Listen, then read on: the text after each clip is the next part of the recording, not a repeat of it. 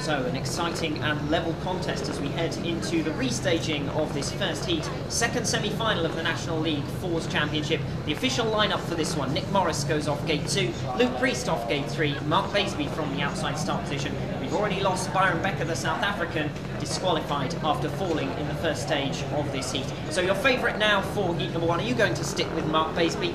Oh, I don't know about Baseby, but I think now, with no one on the inside of him, Nick Morris should win this one quite comfortably, I think.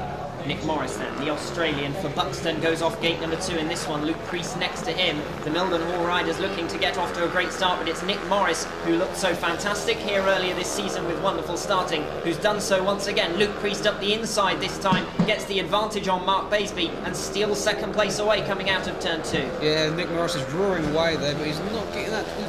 Not pulling away that much because Luke Priest is still on his tail, but Mark Baseby's on the back of his tail. Mark Baseby all over the back now of Luke Priest as they head into turns 3 and 4. He gets a little out of shape, and that's costing him a lot of time. And Mark Baseby has slammed into the safety fence coming out of turn 4 there. What a dramatic incident that was, Neil Strudwick. Yeah, very much so. It looked like he picked a bit of fresh grip there off bend 4 there and just gone straight into the fence.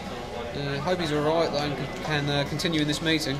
You did a track walk before tonight's match, of course, as a meeting reserve, and you mentioned the fact that the inside looked overly grippy. We're going to see a replay of that heat, but how would that kind of track conditions have affected that incident there with Mark Baseby? Well, if Mark Baseby, like he normally does, he sits back on the seat, and it would have lifted too much for him as he came off the bend there. And it's just so much fresh grip down there, and it's only heat 2. I mean, it's a bit unpredictable.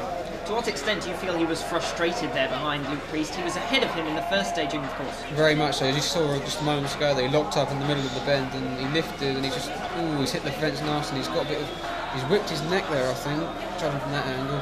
That was a very nasty crash indeed. Mark Baseby, we're going to see it from a third angle here. He locks up going into this third turn, as you suggested. Yeah, I think the greasy conditions have caught him out a little bit there, and like I say, he's right on that inside line. He's just caught a bit of extra grip there, and every time you see it, it looks worse, but I hope he's alright. He tries to power out of turn 4 up the inside there of Luke Priest and simply shoots straight across the corner. And for me, this angle should give us a... Oh, that is a nasty crash, just coming over the start-finish straight there. He slammed into the safety fence first, Nick. He did, and he stopped dead for a moment, and then if you look very closely, he stopped for a moment, and he just actually like whipped back from his neck. It doesn't look very helpful there at all.